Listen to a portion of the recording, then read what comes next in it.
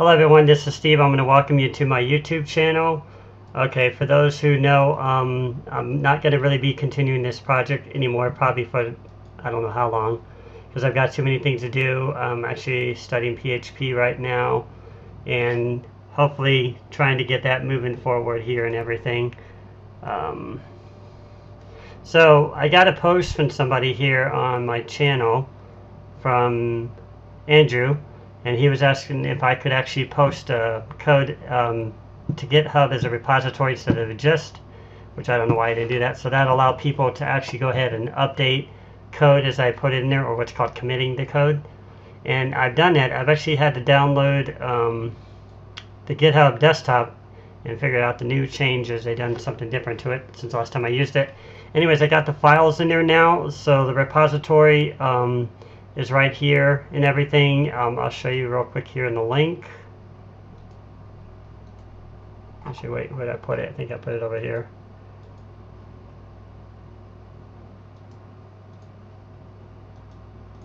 Alright, well anyways, I'll have to probably just go right back to it again. I think I closed the page or something, so I had it open here. And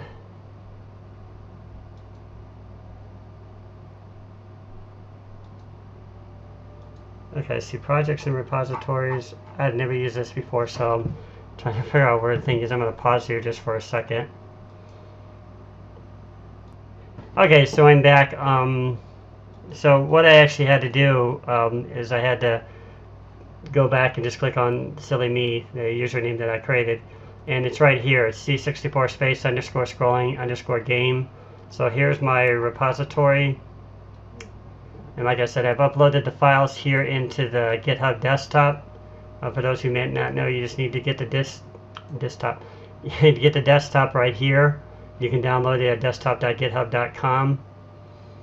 And yeah, that'll allow you to install it on your computer there. You can create your own repositories by clicking on this, of course, which I don't need to, but that's how I created mine. And the files are all right here, so, oops. This was from the folder I had and everything, so if you click on here, you should have access to everything there. Right there. That's the attributes, wait.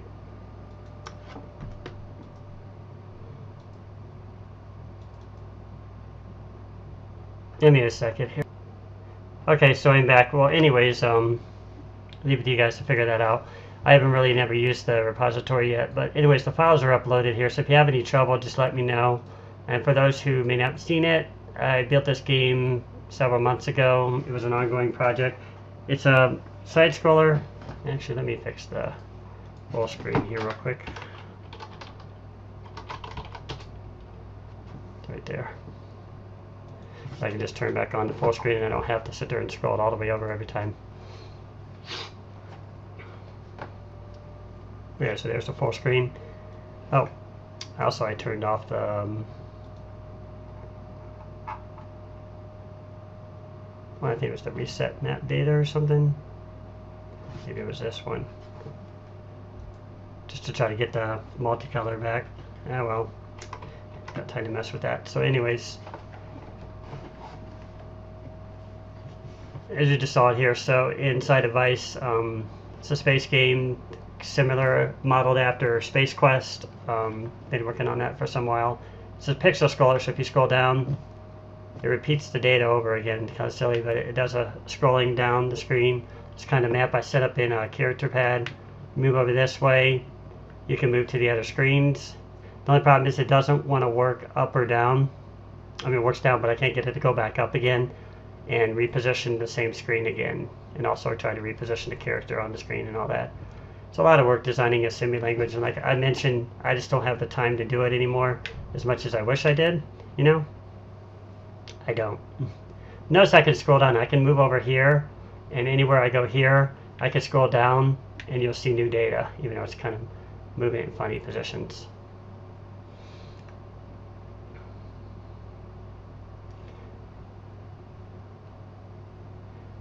If I move it up, it's not set up to go, the scrolling's not correct when it goes up. So if somebody wants to figure that out, you're welcome to go ahead and try it.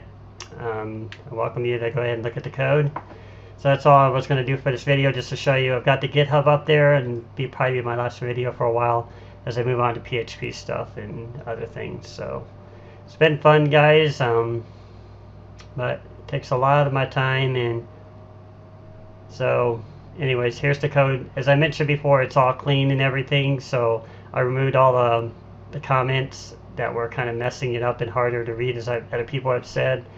And if I get some time, I may create a documentation explaining exactly how the code works. But as of right now, if you follow in all the videos, you'll kind of start seeing some of the general things here. These are just the basic setup for the data. These are the characters, I'm sorry, the sprites load into the screen. This is the alien animation. These are the raster interrupts I use. I turned it off right now, but it gets the aliens moving around on the screen. I just have the current joystick working for the raster. And of course, this is some of the other, this is the movement of the aliens backward and forward, different aliens that get set up in the game. And here's the joystick routine. This sets up that printing at the bottom of the screen, as I explained before, so you can have text mixed with graphics. And movement, down movement. This is the down movement for the joystick. So I try to make it pretty simple. So see, move down is down, move up is up, left is just LFT, and right, probably skipped it somewhere. It's probably above there. Right's right there, I skipped it. So right's right there. So it's kind of all there. That's just for moving the character around on the screen. And then this is actually was used to find character positions on the screen to create what's called full screen detection. I got an algorithm from somebody who really helped me work through this 16-bit math on all this. We got that working. He's done it so many times on his channel. He's built games upon games. And that's pretty much that for that. This was a laser sound I was working on in one video before. When you press the button, he shoots a laser, a little bit of animation. This is just clearing the screen, memory, clearing sprites off the screen, creating the character set so you can change the characters so it looks like you're not using the default characters on the Commodore 64. And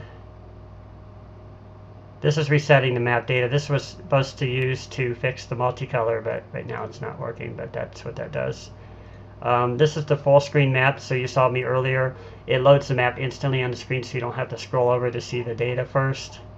This is the pixel scroll left, so that you scroll left through the screen, it allows you to scroll it left. And this is pixel scroll right.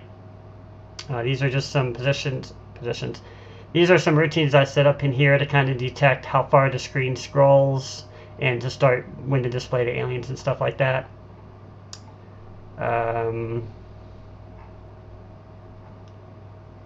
Still the same.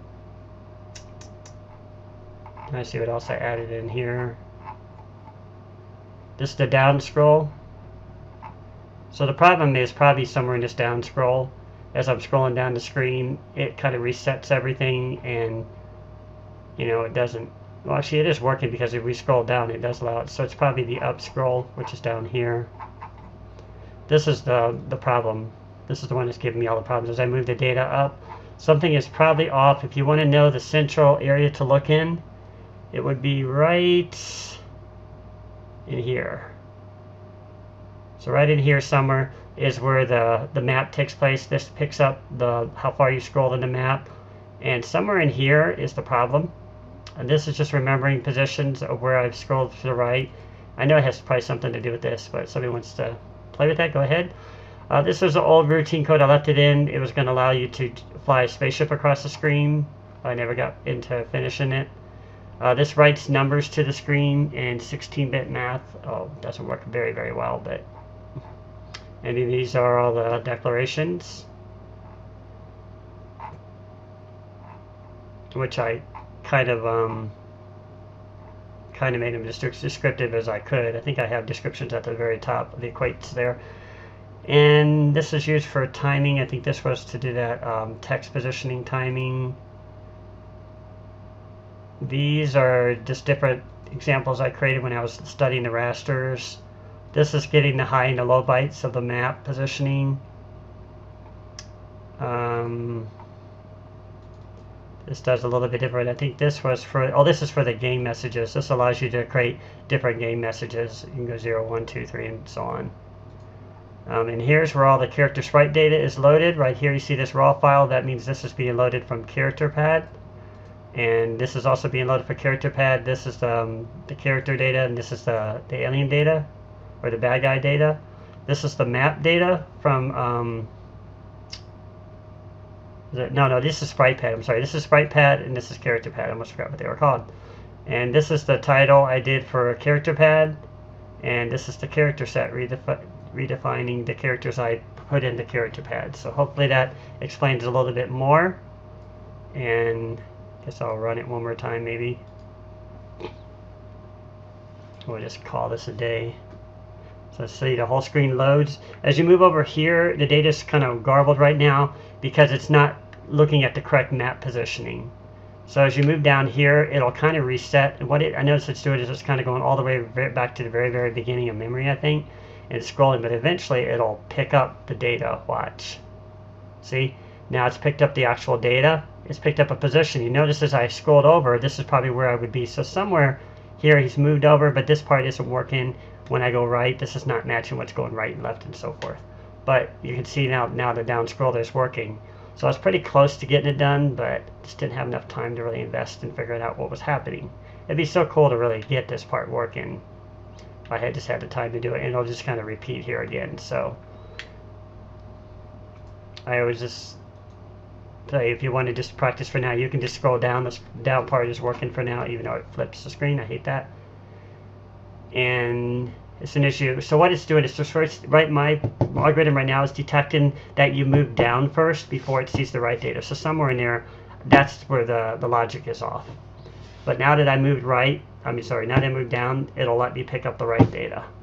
But apparently, as soon as I try to go to the right, the data is not positioning correctly. So I need to probably preload it in somewhere, and I can't figure out how to do that yet.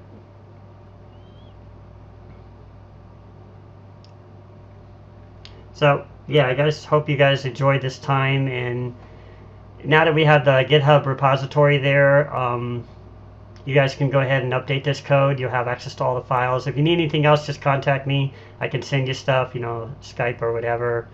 I'll still be available there to try to answer your questions on YouTube as often as I can. I just don't really have time to really go in and build stuff. So don't ask me to go in and write more code, because I really don't have the time for it right now, and too many things are changing in my life. So I appreciate all the comments and everything, and just everything you guys have showed me. A lot of you, I've learned so much from you. BagoZonde, so many of you I can even give credit to, because you've helped me along the way. It really taught me a lot about semi-language, including the website C64, Lemon 64. I learned a lot from those guys. So if you guys are watching, thank you so much.